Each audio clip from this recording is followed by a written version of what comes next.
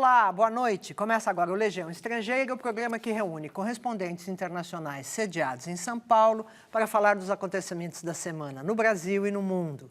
Comigo a Legião Estrangeira de hoje. João Almeida Moreira, português, do jornal Expresso e A Bola, de Lisboa. Verônica Goizueta, peruana, que trabalha no Brasil para o jornal ABC, da Espanha. Chantal Reyes, libanesa, do Libération de Paris, do Le Temps de Genebra e do Le Soir de Bruxelas. E Tjerk Brühwiller, suíço, do Neue Zürcher Zeitung de Zurique. Olá, obrigada por terem vindo ao Legião neste domingo.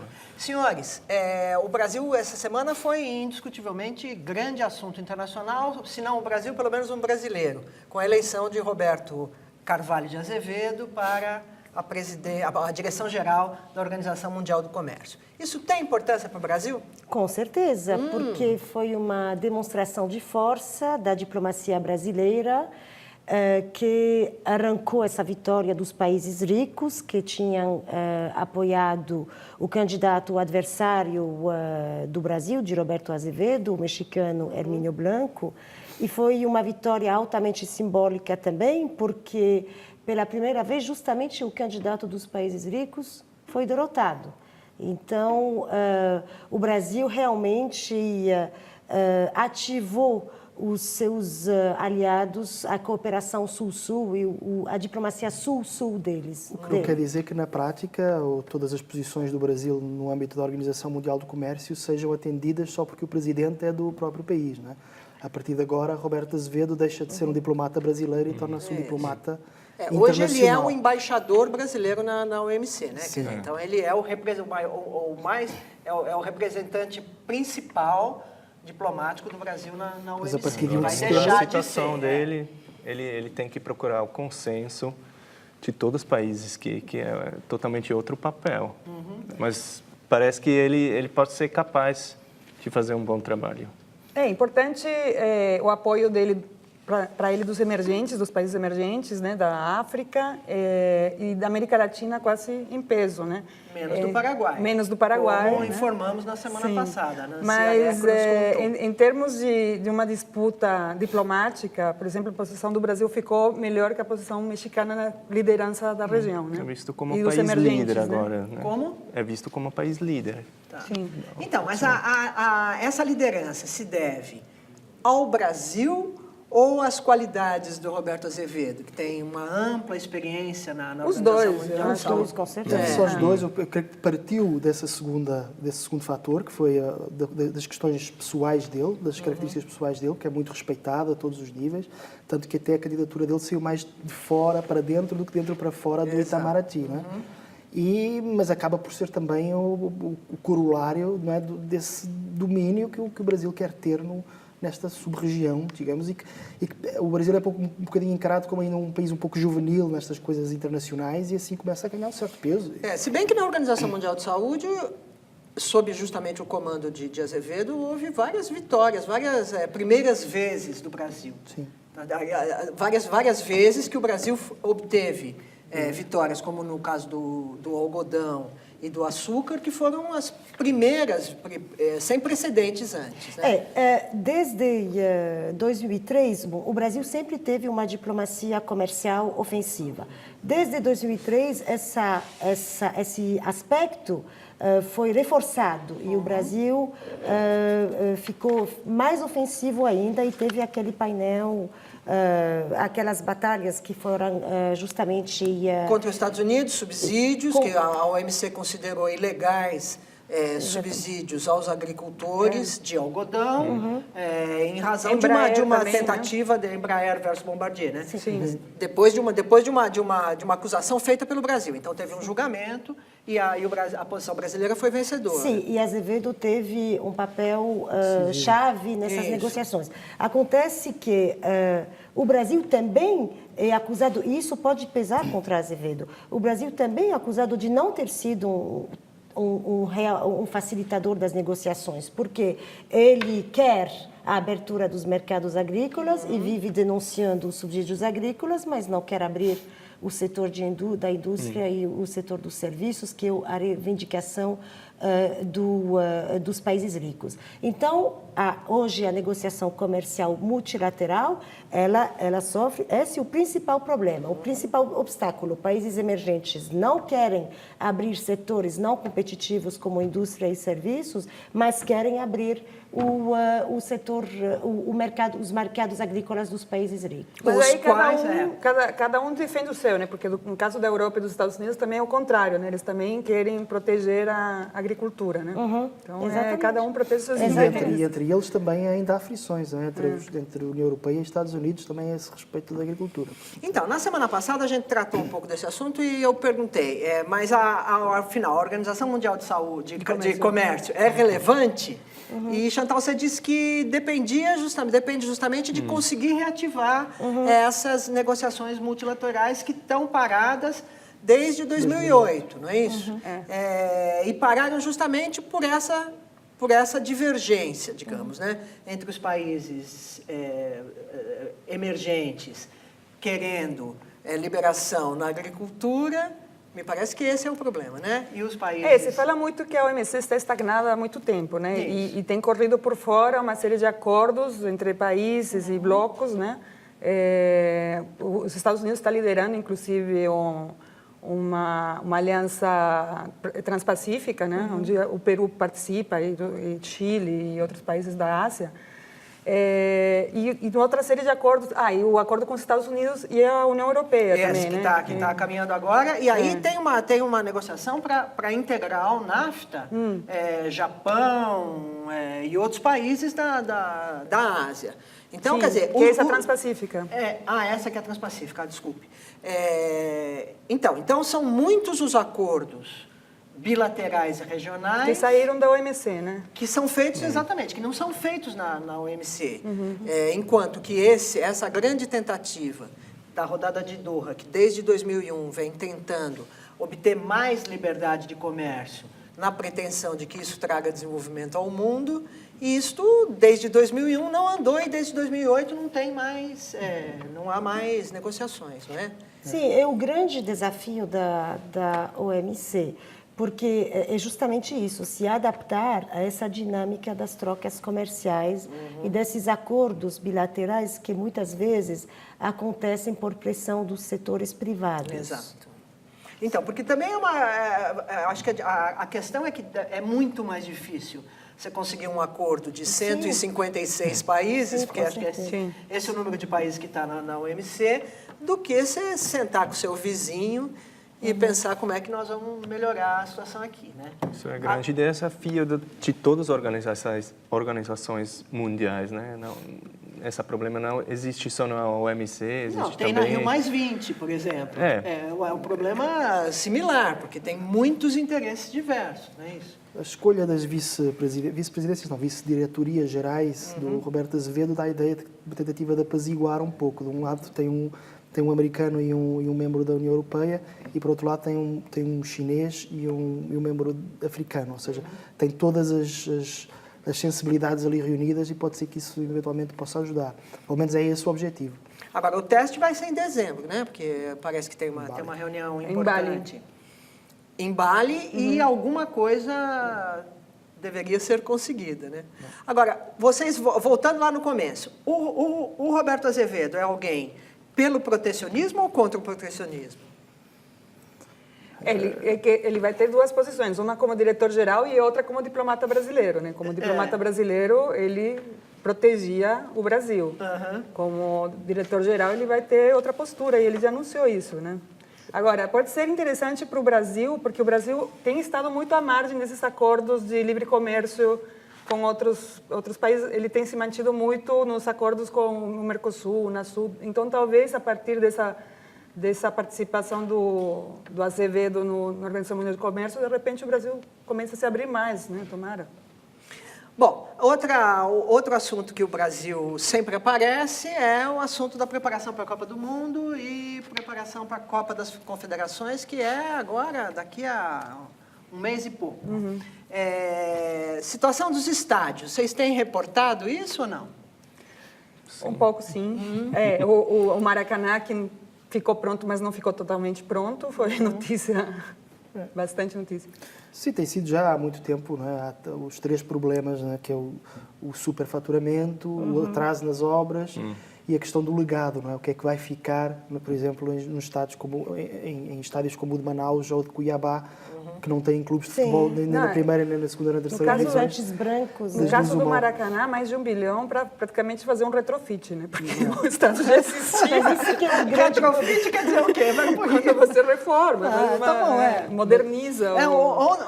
Eu vi na sexta-feira Não é um estádio novo, né? É um estádio Não, que um já estádio estava, novo, né? então. Mas o Sérgio Cabral disse que isso fica mais caro, né? Que justamente fazer o retrofit, como você disse, acaba custando mais caro. Já é a Copa mais caro que existe, né? O Maracanã saiu de 700 milhões o preço para 1 mais de bilhão um e 49 milhões. E o governo acha que, porque o custo geral assim, hoje dos estádios é 30% mais caro do que era previsto. E o governo acha que não é tão Está dentro mais da caro. margem. Está dentro da margem. Não só o governo, acho que tem muitos brasileiros que não lamentam disso, né? Porque é futebol, não fala mal do Santos. Agora, gente, outra coisa que apareceu nos jornais essa semana, não sei se apareceu nos jornais do mundo, mas apareceu na imprensa brasileira, é sobre o preço dos jogadores brasileiros, que juntos têm um grande valor comercial muito maior, talvez, do que os seus times. Como é que é isso? Quer dizer, porque o futebol brasileiro hoje, me perdoem os entendidos, mas me parece que está em baixa, né? Não é um futebol mais de primeiro time. Assim, mas o Brasil é um produtor de talentos de futebol ainda, né? O Brasil não foi assim um povo escolhido por Deus para ser o país do futebol. É por questões matemáticas. O Brasil é o 5º país mais populoso do mundo. Sim. Os 4 países mais populosos que o Brasil são a Indonésia, a mas Índia, a a China China e os Estados Unidos. A China não tem jogadores. São países de futebol. Logo, do planeta futebol, o Brasil é o que tem mais potencial. Depois é um país que ama futebol, por razões até, provavelmente não é muito politicamente correto dizer isso, mas a miscigenação do Brasil junta questões técnicas e físicas que fazem do jogador brasileiro ser muito bom. Portanto, o jogador brasileiro vai ser sempre o maior negociador de todos os jogadores. Agora, tem uma coisa, desse valor, tem um que é caro, né? Que é o Hulk, que foi vendido ano passado, que deu 75 milhões... Quanto? 75 milhões de dólares. Sim. E os outros é um monte de jogador. É um monte que joga nas ligas. E é essa a impressão de que falava a Mónica no início, que dá a impressão que o Brasil não está, realmente a nível de topo não tem produzido craques com a mesma facilidade. Mas a nível de quantidade, é sempre o Brasil, é sempre o número 1. Tem muitos brasileiros jogando na segunda, terceira divisão, nos grandes países. Tem brasileiros na Liga Suíça. Poucos. Em Portugal há centenas de jogadores brasileiros, a nível distrital, não é? Nem sequer é a nível nacional. E tem poucos um prestígio que ter têm um sucesso, jogador brasileiro. Com para qualquer certeza. clube. Mas uma vez que eles vão para a Europa, João, eles dizem, alguns, não sei qual é a sua opinião, eles perdem um pouco a graça, eles viram um pouco um entre mais outros. Por conta do frio. Por conta da disciplina, por conta também que parece que o futebol europeu é mais padronizado, dá menos margem mas ficam à muito arte. mais competitivos. Depois, quando regressam muito mais fortes, muito melhores jogadores. E aqueles que forem bons triunfam aqui, triunfam na Europa, como o Ronaldo Fenómeno, o Romário e provavelmente o Neymar, se for para lá. Legião Estrangeira volta já.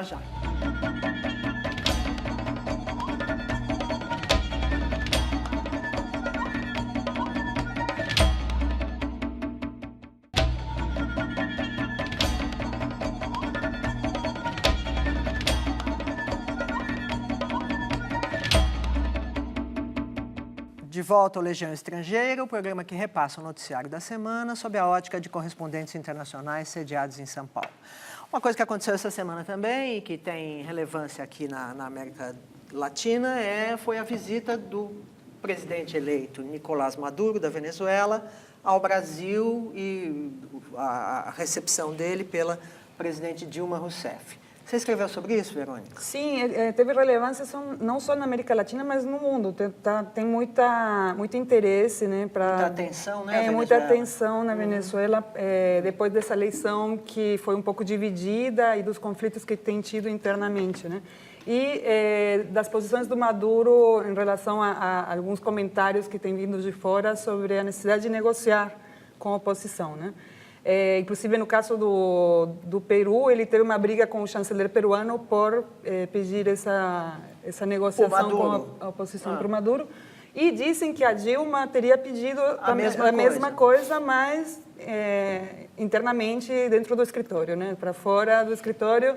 Foi o Maduro, na sua primeira viagem internacional, ele veio pedir aqui no Brasil, na Argentina e no Uruguai, ajuda para conseguir levar alimentos para a Venezuela, porque um dos problemas do governo dele é a escassez de alimentos, né, o desabastecimento. Tem também escassez de energia, né? O que Sim, me parece surpreendente num país que tem tanto petróleo. Né? Agora, do ponto de vista da imagem do Brasil, é bom que a presidente Dilma tenha recebido o presidente Maduro frente a toda a controvérsia que cerca a Venezuela hoje? Eles falaram que foi um encontro para discutir assuntos econômicos e tudo isso. E Venezuela é um parceiro econômico do Brasil, um parceiro bem importante. E não sei se... Talvez seja um pouco desconfortável para o Brasil, não é? Nesta altura, ter sido a primeira visita, mas também o Brasil estava ele próprio numa posição um pouco desconfortável, porque a partir do momento em que o ex-presidente Lula apoia Maduro nas eleições, em que há um marqueteiro comum aos dois, ao partido acho que de Maduro, isso foi pior. Acaba Brasil, mas... o Brasil estava de facto tão ligado a esta eleição que não havia muita Mas você muita viu solução. muita cautela na visita, né? Sim. A não ser pela foto do Chaves que saiu no mundo todo, mas assim, o governo brasileiro foi bem cauteloso. Que foto do Chaves? O Maduro deu de presente uma foto enorme do Hugo Chaves para Dilma, né? Isso foi capa em vários, aqui no Brasil, pelo menos foi capa nos jornais. Mas o governo foi super cauteloso assim, nas informações, por exemplo, só se falava em números, na questão... A Venezuela está no Mercosul, né? Vai assumir a presidência do Mercosul esse ano. Então, assim, há uma necessidade desse tipo de encontro. O Maduro, por outro lado, ele está procurando apoio, né, para ele internacional dentro da Venezuela, né? Então... o Brasil quer ser um líder na América Latina, tem que sentar na mesa com todos os países. Mas você tem que falar, né? você tem que falar disso também, né? Acho que ela, espero que ela discutiu sobre a situação em Venezuela com Maduro também. Mas realmente foi surpreendente essa vitória apertada dele, não acha, Verônica? Porque havia todo esse clima de emoção em torno da morte do Chávez e se esperava, pelo menos, que não tivesse uma polarização tão forte e uma vitória tão apertada. A questão é que Sim, é o que se fala, né? Que o Maduro não é o Chaves, né? E ele e se diz também que se passassem mais uns dias, o Capriles talvez teria virado a eleição. E o Henrique Capriles continua dizendo que a eleição, que houve fraude nas eleições, e agora na semana que passou ele também disse que ele está sendo, como governador do estado de Miranda, que ele está sendo alvo de ações dos partidários do Nicolás Maduro. É complicado, mas assim, sempre que tem o Maduro, de fato, ganhou a eleição, teve observadores lá, ganhou por uma margem pequena, mas ganhou. Agora, normalmente, quando você tem uma eleição tão dividida... Você tem muita certeza disso, não, é o que está nos jornais. Tá bom. Não, teve gente lá acompanhando. Então, normalmente, quando você tem uma eleição tão dividida, há processos de diálogo, de negociação, de concertação, né? Que é o que nós está vendo lá. Aparentemente, a presidente Dilma também teria... Isso já aconteceu no Peru, no Chile... Teria aconselhado, tentado pressionar o Nicolás Maduro e é um bom nesse conselho, sentido. É um bom conselho esse. Porque o país lá está muito dividido. Né? Só que ele não aceita quando falam de fora, só pode ser dentro do escritório. Você viu o que aconteceu? No Peru deu errado. Mas talvez o Brasil agora esteja um pouco arrependido de se ter vinculado tanto ao lado do Maduro, não é? Tendo em conta talvez tem uma questão, é o Lula que está vinculado, né? O Lula já saiu do governo, o governo mesmo, a Dilma cumpriu o papel de presidente que vai fazer uma visita mas no na episódio... eleição, na morte do Chaves, o papel do presidente. Mas no momento da expulsão do Paraguai, da suspensão do Paraguai do Mercosul, o Brasil totalmente se colocou ao lado da Venezuela. E era a presidente Dilma, não era o presidente Então, a Lula. Venezuela é importante comercialmente para o Brasil, né? Principalmente no norte e no nordeste do Brasil. E a questão do Paraguai teve outro problema, que foi uma saída do presidente, né? Que todo mundo criticou, né? Do presidente. A forma- Mas que aparentemente foi do legal. Lugo. Né? Não, foi legal, Mas né? Mas não foi tão legal assim. E também tem uma coisa a respeito da Venezuela que foi colocada, que me pareceu interessante, e que parece que a oposição venezuelana não tem muitas opções de pessoas, né? Parece que o Chávez foi tão presente que ele acabou esvaziando a cena política, um pouco como acontece nas ditaduras. Você vê que raramente numa ditadura, depois de uma ditadura, você encontra uma alternativa sadia aos regimes. Isso se aplica à Síria? Com certeza. Talvez um pouco menos do que em outros lugares, porque, pela minha experiência, já vi que havia personalidades assim bem interessantes, mas infelizmente elas não têm muito peso na opinião pública, inclusive porque era uma ditadura e continuam sendo. Tá. Quer dizer, essa dificuldade de a oposição ter um nome que Sim. aglutine, talvez tenha a ver com isso, você acha? O fato Com certeza. do Bashar al-Assad estar no governo ser um ditador. Sim, claro, ele esvaziou a cena política, inclusive matando os opositores. Isso, Então, você só vai encontrar, não é apenas isso na Síria, mas hoje, principalmente, você tem radicais. Não é só isso, mas tem isso também. Tá. E qual é o desenvolvimento que se espera agora da crise na Síria, Chantal? Considerando os bombardeios de Israel e as declarações do Hezbollah de que vai receber armas da Síria e as declarações da Rússia de que vai vender armas para a Síria. Olha, o que aconteceu é que Israel bombardeou o que foi apresentado como esconderijos de armas vindo do Irã e destinadas ao Hezbollah libanês. Tá. Nem todo mundo concorda. Israel fez declarações dizendo que essas entregas de armas para o Hezbollah são uma linha que ele não podia aceitar, por isso que fez essa intervenção localizada e deixou a entender que não era uma entrada de Israel no conflito da Síria. Era só uma questão com o Hezbollah. Exatamente. E com o Irã. Exatamente. Acontece que hoje tem outras versões também tem outras interpretações do que aconteceu, porque o tal de esconderijo ficava em Damasco ou nos arredores e aparentemente havia também infraestruturas de um órgão de segurança muito importante que é a Guarda Republicana, que é quem realmente controla Damasco, e que houve interpretações de alguns observadores que podia ser uma pequena ajuda de Israel para os opositores do regime, mas não quaisquer opositores do regime. A parte dos rebeldes que os Estados Unidos estaria treinando na Jordânia agora. Que isso ajudaria, se Damasco cai, isso ajudaria a transição na Síria. Agora, é uma situação muito Sim. complicada. Sim, porque o Hezbollah fala que vai receber armamentos, mas dificilmente vai entrar na guerra. Tá. Dificilmente o próprio Bashar al-Assad, cujo governo disse que não ia tolerar bombardeios israelenses, também dificilmente vai enfrentar o exército israelense no momento em que ele está tão debilitado. Mas a ideia que se tem de fora é que há 6 meses ou há 8 meses dava a ideia que o Assad estaria quase a ceder, não é? E a questão é que já vai em 3 anos, 3 não é? anos? E continua... 70 mil mortos. Sim, 70 mil o mortos. João tem toda a razão, né? É isso que a gente estava comentando também a semana passada. É um regime que está debilitado, mas que não cai.